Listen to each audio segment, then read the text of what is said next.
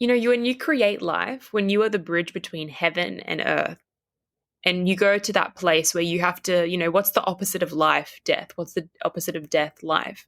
When you go to that place where you create life, it almost feels like you have to. A part of you has to die. You also have to be reborn. It just feels like there's no other way to get through the end to the other side without giving every last bit of yourself. And every contraction is like one layer of the illusion of control leaving.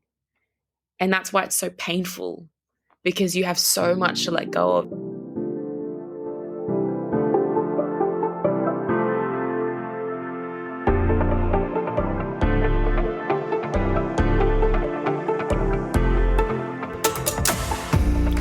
Hello and welcome to Nourish.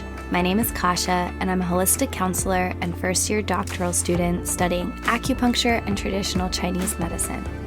My mission with this podcast is to share the stories of inspiring humans who have discovered that elusive state of balance between the Western concept of success with more Eastern philosophies of inner knowing and spirituality. Think yin and yang and flow. Now, these two do not need to be separate, but I know firsthand how difficult it can be to reconcile them. As a Silicon Valley burnout SKP myself, teaser, I left the tech world after 10 years of a thriving career in product management. I want to share the stories that I wish I had heard when I was struggling to find that balance and flow myself. My hope is that these interviews can inspire you to rethink your own approach to mental, physical, and spiritual well-being. And if you are struggling, find your way back to authentic alignment. So, sit back, relax, and ground yourself back home, my love. Now let's get started.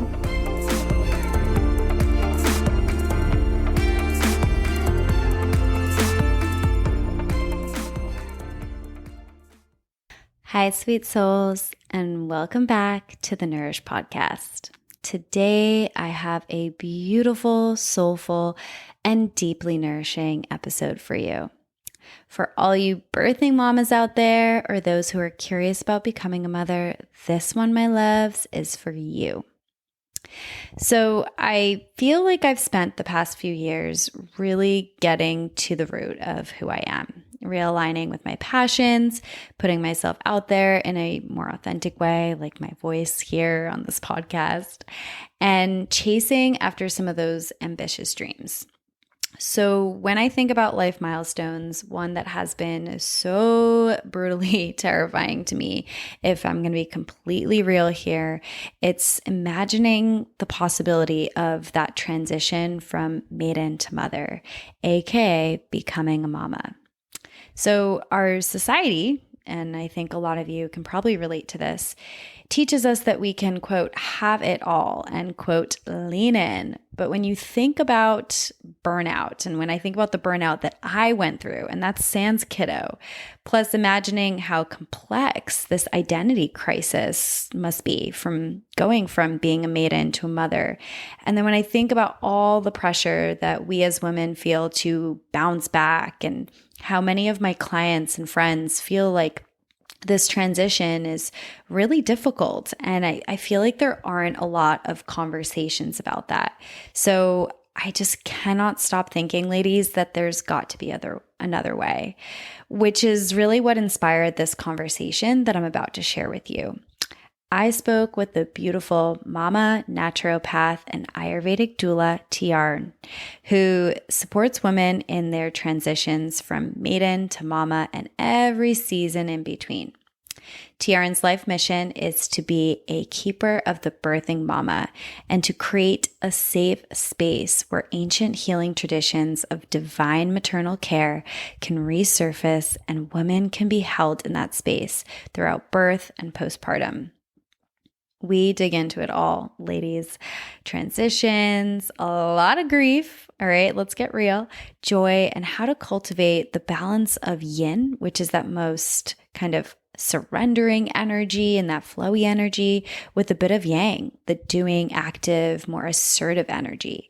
Tiarn herself is an entrepreneur. So this is a real episode. I hope you love it. And without further ado, let's jump on into it and welcome Tiarn to the podcast.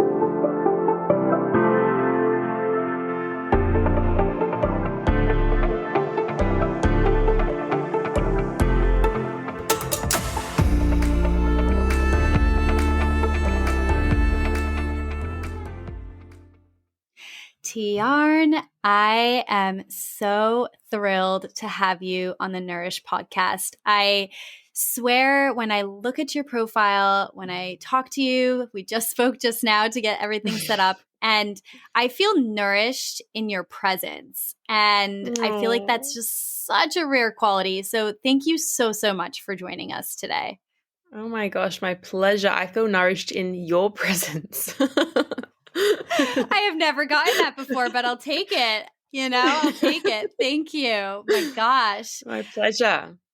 All right. Well, we have so much to cover. So I want to kick it off with a question that I ask each and every guest. And that is, what are 3 words that you would use to describe yourself? And I'm going to actually tack on a follow-up question because I typically ask people to say outside of work, but a lot of people have started to kind of bring those two together. And so I would actually also love you to specify, like, are those two interconnected, or do you feel like you have to choose, like, I'm describing words that are outside of my work environment? I want to say these are probably words that overlap work and personal. I don't think that I can differentiate them, but I would say warm is the number one. Open and loving. They kind of feel like 3 words that, in order to do the work that I do, I have to embody. And then also qualities that I probably am doing the work I do because I embody, if that makes sense. 100%. And I will also let you know that since we are kind of strangers up until this point, that when I look at your online presence, it completely reflects back those 3 words. So I don't know if that's like a good thing to hear, if you already knew it, but I just want to reflect that to you because, yeah. Thank you. Yeah. No, I love that. I appreciate that very much. So thank you. Awesome. So we're going to jump right into this because we have so much to cover. Like, we have all of kind of the naturopathic, Ayurvedic, doula side of things, and then a lot of really deep personal questions that I'd love to get into. But I want to jump right in and start by kind of giving the audience a feel for the work that you do and really what you've defined your mission to be. And I saw online that you actually had stated that your mission is to be a keeper of the birthing mama, a safe space where ancient healing traditions of divine maternal care can resurface and women can be held in that space throughout birth and postpartum. So as a woman, that is such a deeply loving and nourishing statement. Can you share a little bit more about the work that you do and what does it mean to be a keeper of the birthing mama? Yeah, definitely. So what I offer is an infusion of healing traditions, basically. We've got Ayurveda, the Ayurvedic Doula postpartum care. We've got the naturopathic medicine. And in kind of unexpectedly, these all came in and infused themselves into each other, these different modalities, and became the way that I nurture people, nurture individuals of all kinds, every kind of birthing family and birthing individual. And so I'm still discovering exactly what it is that I do because I'm still finessing and learning from these different healing modalities. But being a keeper of the birthing mama is being somebody who is committed to upholding the sacredness of that initiation. I think sometimes we've totally forgotten just how magical and incredible it is that we can create and be that bridge of life. And so being somebody who is committed to maintaining the sacredness of that, the ceremony of that, and ensuring that individuals that go through that transition are taken care of spiritually, emotionally, physically, in whatever way. So that's what that means to me. Wow. I love that. And I am so excited to also just hear you say that, because I think this is really the first time that I've ever heard anyone speak of this whole kind of transitional birthing experience Mm, process of in this way, honestly. It is just so mm. beautiful.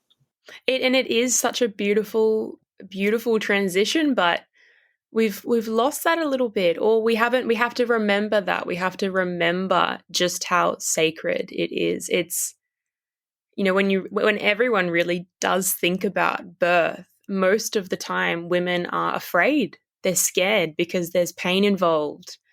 But it is such a sacred thing. It's a moment, and this is how I describe birth. It's the moment that an individual, the birthing mother or individual, reaches out into the cosmos and is the bridge between heaven and earth. It is so sacred what a woman does, to bring life. And so to me, I think there's just no other way to look at it than to look at it, in the magnificence that it is. And I actually think by looking at it that way, it really doesn't have any space for fear to enter. There's no room for fear or any of those emotions. I mean, it's healthy. You can definitely feel it. There's nothing wrong with feeling a little bit of fear, but there's no room for that when you really look at it in that beautiful kind of way, in that sacredness. You just like went right for it, straight into like the center of all the juiciness. My goodness, I have so many follow-up questions, but I want to actually backtrack for 1 second. And I would love for Yes. you to explain to our listeners, especially those who may Mm. not be familiar with each of kind of the roles that you describe that you embody. So you mentioned you are a naturopath and you are an Ayurvedic doula. Can you tell us a little bit about what each of those are and also how do they work together? Yeah. Yeah, definitely. So naturopathy and Ayurveda, they are both systems of medicine, and they're different but similar but different kind of thing. They share similarities, but they definitely have different philosophies. And so naturopathy is a system of healthcare, where essentially, in a nutshell, we're utilizing diet, lifestyle, herbal medicine, nutritional medicine, and supplementation to treat an individual. And the way we're treating is from the perspective of doing no harm, identifying the root cause. So, all the symptoms are the leaves of the tree, and we're trying to get down to the very, very root of that tree.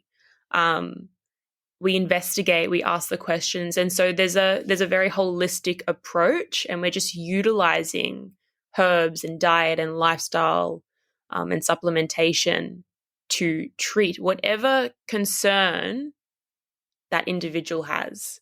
And there really is no limit, to what you can do and how you can help somebody, when it comes to naturopathic medicine. Whereas that, and then what beautifully combines with that is Ayurveda. Ayurveda is a system of medicine founded in India thousands of years ago. It is an incredibly rich system of medicine. And yeah, the term Ayurveda itself, so Ayo means life and Veda means science or knowledge. And so it's the science of life, it's the knowledge of life. It is incredible. It is a completely different language, and one that I'm still learning every single day. I am still such a student, a humble student of Ayurveda. But essentially, it's similar in that it kind of invites and encourages the use of diets, herbs, natural therapies, lifestyle interventions to encourage balance within the body, mind, and spirit. And so it pairs really beautifully with naturopathy. And then, infused in all of that is the doula work. And so, doula in Greek means to serve. And so essentially, a doula's role is to be of service to the birthing family and individual. That is the most basic and complete way to explain it. And so what I'm doing is I'm infusing my naturopathic background with Ayurvedic wisdom and being of service to the birthing individual and family. Oh, so needed. I mean, just so needed. So I'm so curious to hear because, I'm obviously pretty early in my studies of Chinese medicine. I have some familiarity with how Chinese medicine views the kind of, I guess not, I don't know if I would cycle might be the proper term, but the life cycle of a mother, right? Definitely no expert there, but I would love to hear from you, like, from the perspective of your naturopathic studies and Ayurvedic studies and all the studies that you've actually done as a doula, and then also as kind of becoming a mother yourself, how would you describe that process? Is it a life cycle? Is it like a from start to finish journey? Is it I don't know, like a supernova? I mean, how do you typically view that from both like the holistic point of view, and if you want to share your personal perspective as well, I'd love to hear that. That's a really good question.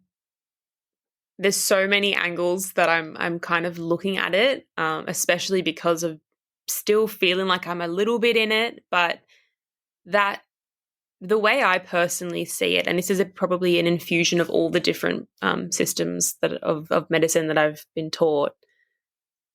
The pregnancy itself is very, it's very sacred. It's very intense. Your body is in, go, go, go the whole time, it feels. Your body is doing so much to grow and protect this baby, and then to also sustain your own health as well. And then you give birth, and that itself is just incredibly massive. It is a marathon. It is, the most intense physical transformation a human being can go through to give birth to another human being or to multiple human beings. And so then the way in Ayurveda, and I know that in Chinese medicine it's considered the similar perspective, but there's this month, this period after birth, the sacred window, as we would call it, but potentially the golden month as Chinese medicine would view it. And it's this additional trimester, it's this additional period or window of time where there is a massive physical recovery, but in my experience, the most intense emotional recovery. And it does feel like, you've just been reborn and lived an entire life in 3 months or 6 weeks or, however, whatever period. It is such an intense window of time for physical deep recovery, but it's also an amazing window of potential, of opportunity to deeply rejuvenate. And so from my own experience, there is an extended period of time of transformation in a woman's life from every angle, naturopathy, Ayurveda, and the doula side of things. So there's so much to dig into that because there's like the physical side, there's like the spiritual side, there's the emotional side. But I want to start actually with maybe, I want to say the most basic, but start with like that kind of foundational level in your practice, and maybe even for yourself, like as you kind of imagine embarking on this journey of having, becoming pregnant, having a baby, and also the recovery period afterwards. What do you wish that women would do to prepare themselves for this? It could be, and I'm talking more from like a physical point of view, and then we can dig into some of the psychological and emotional, spiritual things as well. Yeah, so preparing for pregnancy, I think pregnancy needs to be a really effortless thing. It's not always. It actually is full of effort some days, but there needs to be an emphasis on no resistance, just letting, like, being in flow is so important. It is a very yin experience. Preparing for pregnancy, there's definitely, from a naturopathic standpoint, I always recommend preconception care for mother and father, or for both, parents. So definitely allowing, I mean, I would love to say, if you have 2 years, let's spend 2 years doing it, but that's not realistic.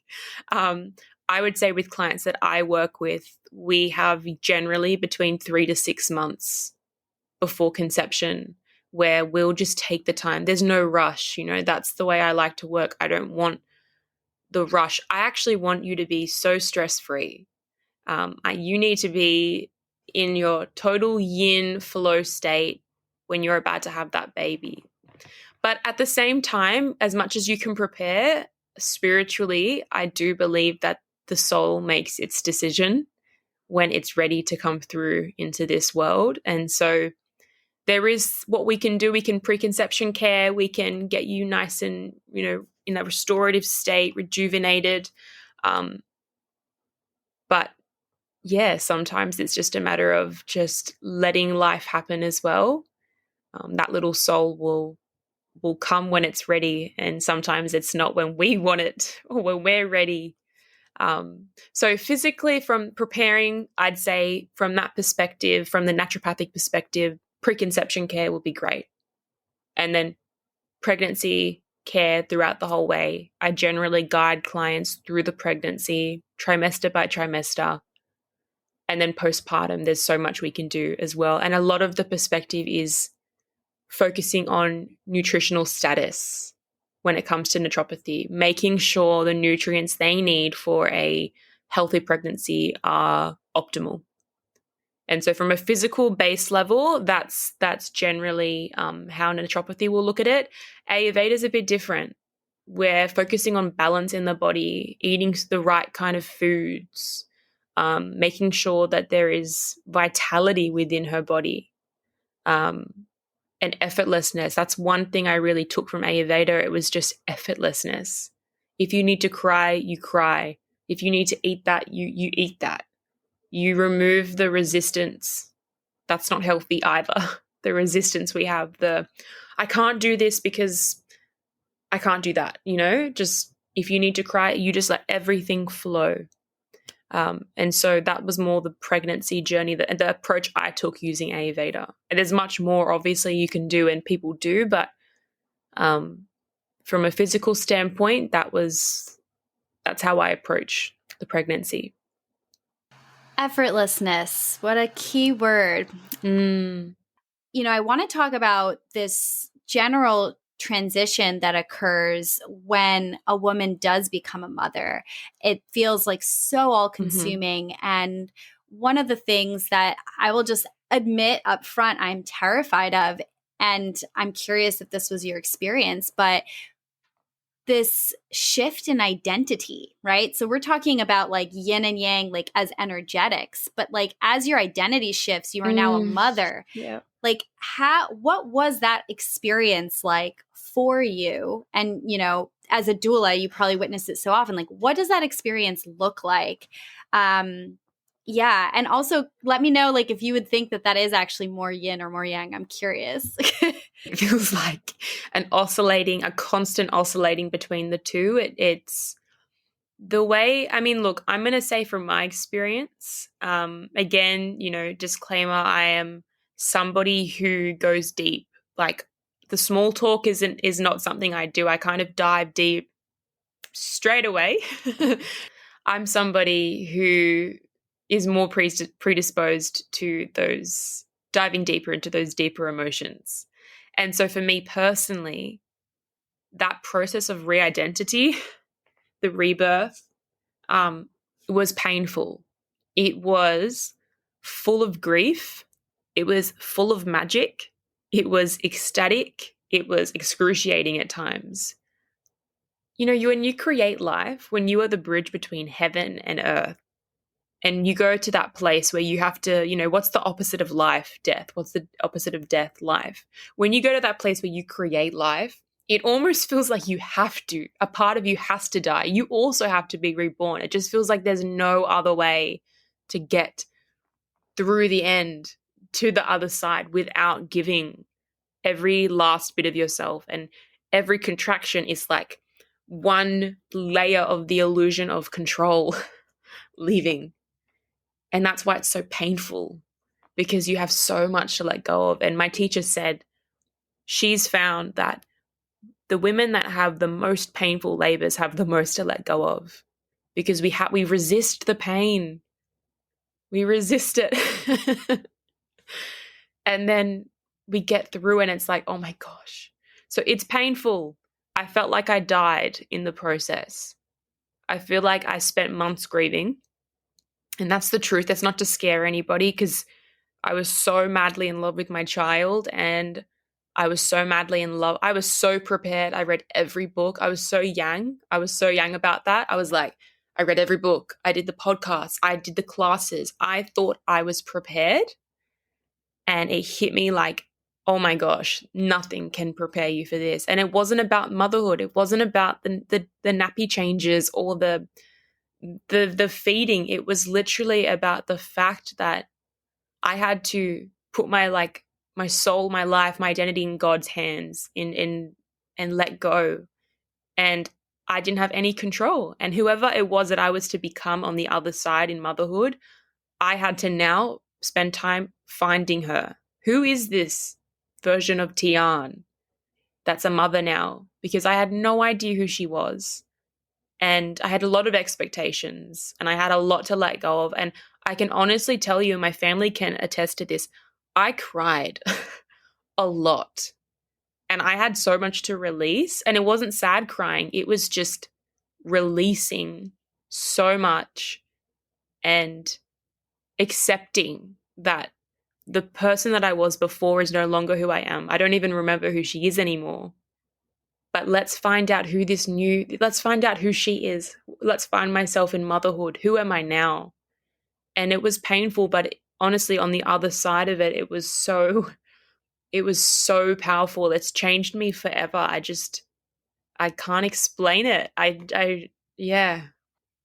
I hope that's answered your question. So beautifully. And I just really want to say thank you, because this is, and I don't know, you said you listened to all the podcasts, so I haven't on this particular topic, but I do know that a lot of my friends who have, and, family members who have gone through the process of having a child, like, I feel like this isn't fully addressed and spoken about so honestly and so vulnerably. And I just want to thank you for that. And it started to come up as a question for me, like when I changed careers, because I realized like how destabilizing that was. And then I imagined for a moment, like, whoa, I'm just changing careers. Like, I'm changing who I am in terms of how I describe myself to people who ask me, what do I do? Which so frequently it's like, who you are is what you do. That's a whole nother bag of worms. Like, we'll leave that over there. But yeah.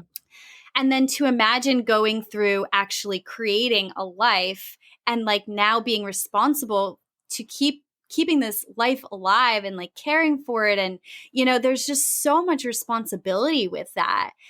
So I just want to thank you for actually, owning this experience, because I think this will resonate with so many women beautifully. Yeah, absolutely. And thank you for that, because yeah, I definitely didn't feel like anyone talked me through that experience, or could talk me through. I heard a lot of, oh, it's hard work, but I didn't really know what that meant. I thought it was like the sleep deprivation. And also, you don't really want to hear that when you're pregnant. I didn't really want to hear that I was going to, grieve after having a child. But at the same time, it's probably the most important part for me is to be vulnerable and honest about that transition. This is a sacred life event. It is something where you are reborn every single time. You will not be the same. So let go of whoever it is. You're not you don't change completely. You're still who you are. You still like the same TV shows. It's just that something happens on this cellular level, on this soul deep level, where your heart expands and your heart ripens.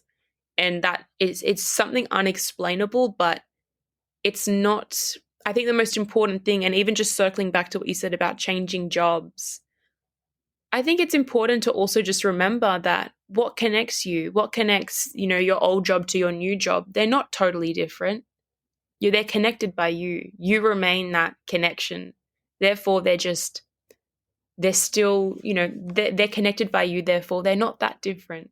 So why can't we exist with all these differences, with all these different parts of ourselves? It's a beautiful thing to have all these different parts. And so for me, these different identities, after a while, I realized this doesn't need to be painful. I can still be all these things and more. They're not that different. They're not that separate. I am the connection. I am the bridge between all of these. I hold hands with all of these parts of myself. Therefore, I can embrace that. And who am I when I embody all of this? And so I'm on the journey right now of figuring all that out, the identity stuff. But yeah, it's important to be open and honest about it because it's real. We feel it as women, and especially in motherhood. It's intense. So, as you're on this journey, and also as you prepare to help so many other women through this, what are you learning that you need? And, this could be something that you are receiving or that you wish you had asked for, throughout this process. Like, what is it that women, what would you like women to have as they go through this in terms of support, maybe people, environment, I don't know, food, anything? Definitely in the postpartum window. I think that's where my passions truly, truly lie right now. I would want a woman to have everything I'm about to say. I would want her to have a postpartum doula, somebody who is there with her from, through pregnancy, through birth, but most importantly in the postpartum, to massage her belly with warm oils, wrap her belly tightly, to hug her, to cry with her, to cook her nourishing, grounding meals, to make her cups of tea, to listen to her birth story, to teach her how to breastfeed, how to massage her baby, how to bath her baby. I would want her to have professional support from somebody trained in nourishing her postpartum. If she's nourished, she will nourish her baby beautifully. So she knows what she has to do. That's her instinct. Love and protect her child. But in terms of what she'll need, in terms of foods, it'll be grounding, simple foods with gentle spices like turmeric, cinnamon, cardamom. A lot of things we cook in Ayurveda, like the first dish that I'll bring a mum is like a rice pudding. It's almost like a sweet rice pudding. It's slow cooked. It's very, very, very, very simple, but it just primes them slowly, guiding them back into eating food again after this major life transition. So I'd want her to have professional support, somebody who's with her, who's on her team, who's there to hold her. I'd, of course, love her to have family support, her partner, parents, parent-in-laws, sisters, friends, cousins, neighbors, the tribe, the village. I want her to have the village. I want the village back.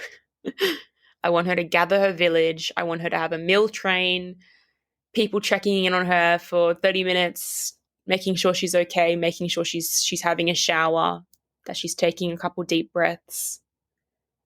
I would say they're the most important ones for me. And then on top of that is, the bigger extended village, the healthcare professionals, the acupuncturist that comes to her home, the physiotherapist to help her with her pelvic floor postpartum, the kinesiologist, the healer. I would want that woman, that birthing individual, to have every kind of support. I think that postpartum period, it's not about a luxury, it is a necessity. You need it. You need so much support. The midwives, I'm just thinking of everything you need. There's so much. The list goes on. But most importantly, obviously, I would say having the midwife to come and check on the mother in terms of the anatomical side of things and the biological stuff, the baby's health, but then they need the doula, someone who's dedicated to her, committed to her emotional transition, um, and lots of herbs. That was all over the place. But I can't even summarize it. Everything. I want to do everything. She needs someone to clean her house. But you know what? I love it. I love that you are putting it out there. You're owning it for yourself and for every woman out there who cannot speak up. I mean, we used to live in tribes. This used to be something that was part of our environment. And now we've become so isolated as a society, and it's just become this, women are expected to go hustle at the corporate job, work like a boss, birth out babies, jump right back into it, raise the kids, don't let the nanny raise it, but also you want to be successful. I mean, these are completely contradictory experiences. And it's not that, one is bad, the other one's good. It's, of course, obviously I'm the most yang individual, not on the planet. I can't claim that, but I'm definitely up there, but I am a woman. And as I try to think about this whole experience, it feels so impossible. And so I appreciate you owning what is needed. So what would you like to tell the men out there, the partners? I don't even want to, any partner out there that's not the one who is giving birth, is not the birthing individual. What would you like them to know about this experience?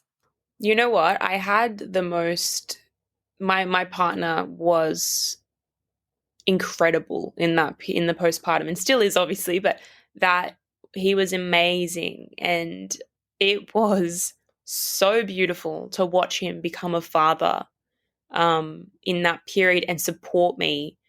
I would say to all the birthing men and fathers, the partners of all of the partners and the men and the fathers, I would say, firstly, just it's going to be it's massive for them. It's a life event. It's a major transformation for them too.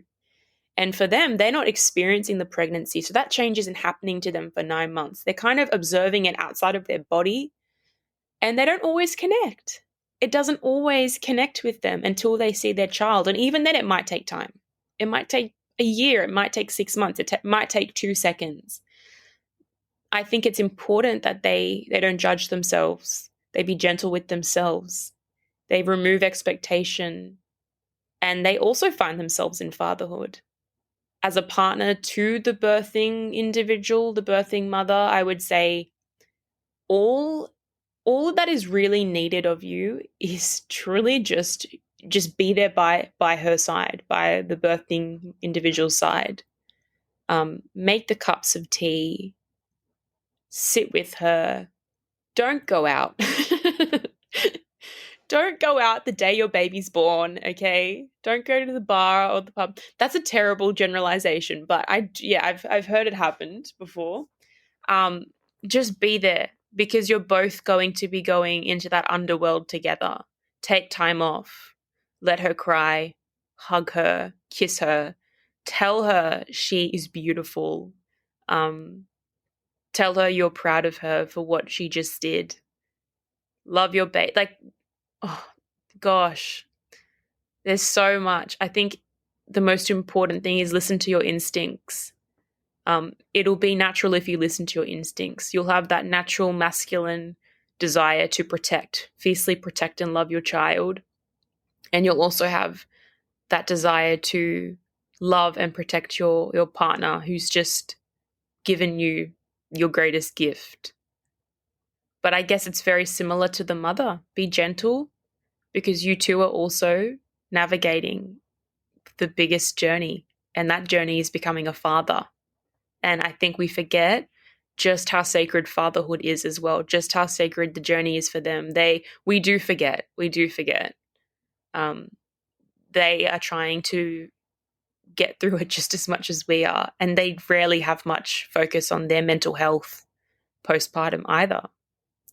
So I would say do what mum's doing. That's probably the best answer. I'm going to leave it there. Do what she's doing. If she's drinking tea, I want you to drink tea too. If she's having a rest with her. For a lot of women, and I saw you nodding your head earlier when I was describing like what the life of a modern day female kind of looks like the kind of contradictory pressures. It can be, everything we're talking about might feel so new. And I would love to leave our audience with, especially if they're a woman that is either thinking about having a child, going through the process now, is pregnant or is about to, or maybe just had a baby and they're just like, whoa, this resonates so much, but they're struggling to communicate their needs because we have to remember that everything that you described, that support system, that's not necessarily natural for a lot of people. Yeah. Yeah. How would you advise a woman who might be struggling to communicate this? How do they do this? Because it's actually, I would say, a pretty assertive thing to ask for your needs in the first place. It's not something that is the norm. Have you found yourself doing it? What really helped in terms of communicating that as you're kind of in this experience? When I was very sure that I wanted a doula, but my partner didn't quite understand what a doula was or what the need was for a doula. So I definitely had to explain myself and encourage, hiring a doula, because it didn't seem like, well, no one else is having a doula. Why would we need it? What do they do again? And so I would think the most important thing is, first and foremost, be educated on what a doula does and how you could benefit from a doula. How will your family benefit from the support of any kind of postpartum or pregnancy or any kind of health professional or healer? Make sure that you as the individual are clear on that yourself. What's your intention behind receiving this care? Why do ask yourself those reflective questions? Because you want to make sure that it's aligned, that you're finding the person that's aligned with you, in that you're inviting them into a very sacred time. So you also want to be clear on what you're seeking, why you're seeking it, so that when you do eventually move through to finding, the individual that will support you, they're aligned with you. You feel comfortable with them. Your partner feels comfortable with them. So in terms of just the base level, I'd say start there as an individual. And then when you're sharing it with your partner, whether they're open-minded or closed-minded, or you're sharing it with your family, be strong. Be strong about it. Own it. You're changing. You are changing the way society. You're partaking in this change and reclaiming yourself and your power as a woman by asking for what you need and making sure you receive it. And that might feel really uncomfortable, and it might feel really, uncomfortable, and you might feel guilty, or you might have some narratives going through your mind as, oh, no, I can't afford it, I shouldn't, blah, blah, blah. Once you have that sense of self-assuredness on why you need that support, it's going to come pretty naturally for you to stand in your power on that you're going to receive it. And to be honest with you, if it's anything to do with a partner wondering why, they benefit. The doula is there for them just as much as the mother. And so I would say the most important thing is be clear on your why, stand in your power. Might feel awkward, but you need to, as a woman, ask for what you need in this world. I guess I'm still learning. That question is still for me too. But for me, that was how I moved through it. I just got powerful, got in my power on it. And I would even say that for anybody out there who is giving birth or plans to or can imagine or maybe perchance might be giving birth to a biologically female girl, like how beautiful is Mm, it to set the example of that? And also yeah. for anyone who is not, right? Like how beautiful to set an example for your child in the future, male or Yeah. female. Like what kind of Yeah. world and environment is important to be created for optimal health?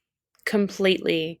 Completely. And I have a daughter, and her name's Azura, and I am, I feel so grateful that I can give her this gift. And the gift is that I'm giving her the opportunity to actually feel like she deserves postpartum support, that she deserves to be taken care of. I think this sets the stage for the rest of our lives as women. How many times do we hear um, mothers feel guilty? I feel guilty all the time. And it just comes with motherhood. You just feel guilty about things, and you don't put yourself first all the time because you're so focused on the health and wellness of your child. And that's natural, that's an instinct.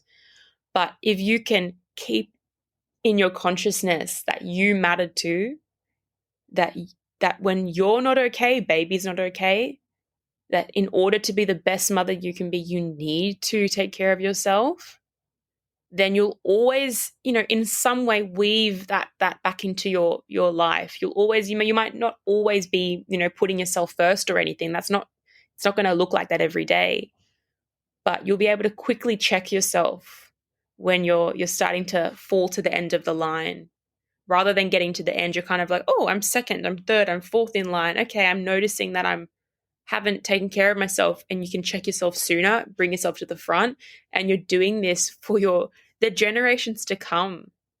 It is, it's so healing to see my mum take care of herself, to put herself first. And so I think we have to think of it as something we do as a gift to our children as well. I love that. So that's actually also a great example of, it sounds like yin and yang in balance. I just realized, Yeah. yeah, like that assertive nature, like protecting your own self, like that is the example of yin and yang in flow right there. Mm, So I know you're on this journey, but I also know that in addition to being a mother, which I know like is just so first and near and dear to your heart, your identity, like it is who you are. mhm. And I love how beautifully you explained that there's like a bridging of all these parts of you.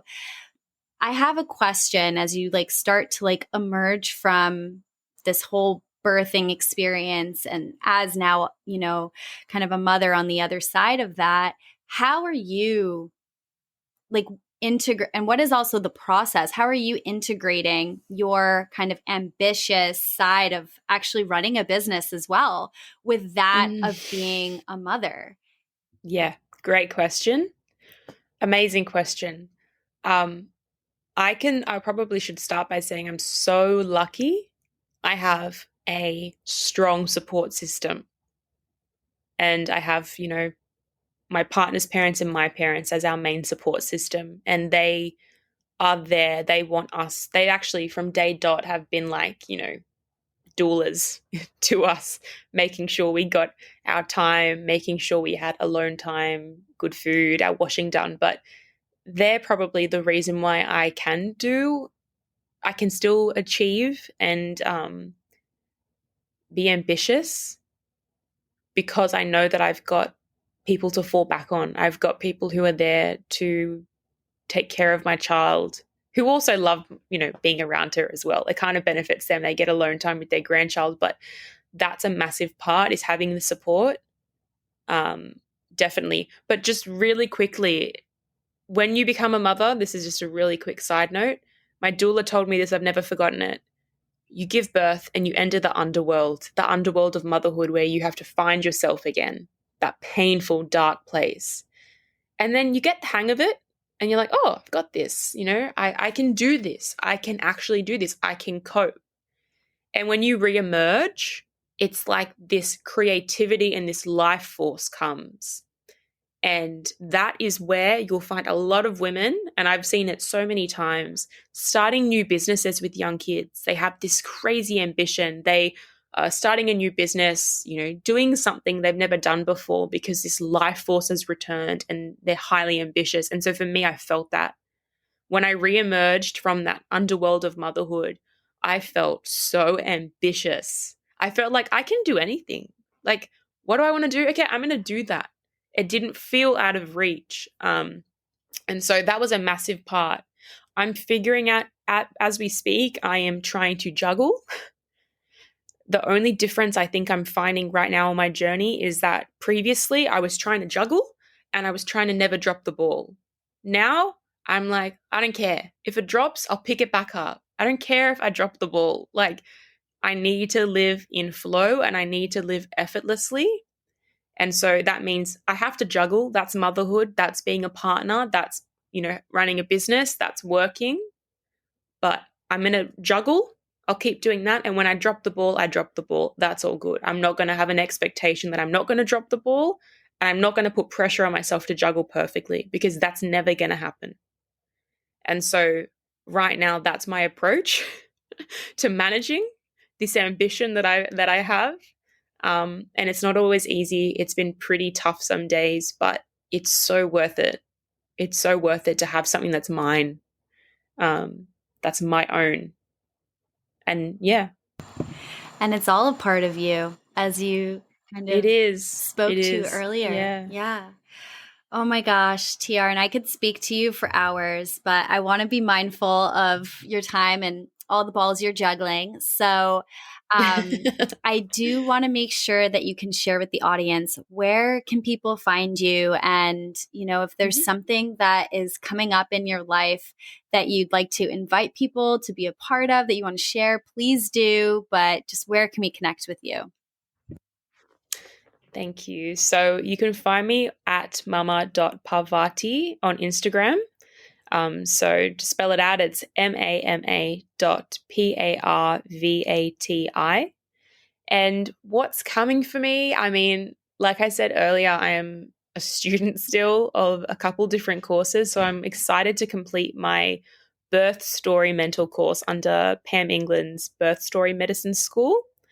And I'm also currently completing my 600-hour Ayurvedic health counselor course under Mara Lewin's school, Hale Pule. And so these two courses are going to be pretty instrumental to more offering, deep diving into the work I can offer, and just basically, learning as much as I can so that I can nourish the newborn mother. So that's all happening this year.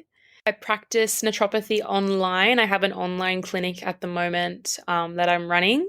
And so I practice naturopathic consultations worldwide.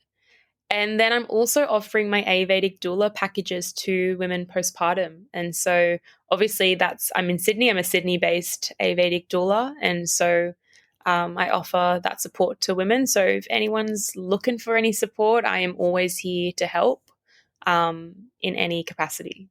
Tiarn, this was beautiful. Thank you so, so much for joining me and for speaking with me on the podcast. Thank you.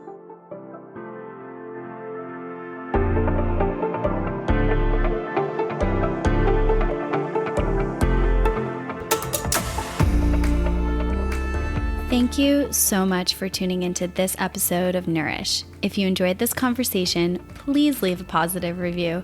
Your rating really helps the podcast grow, and your feedback means the world to me. I publish new episodes twice a month, so hit the subscribe button to be notified.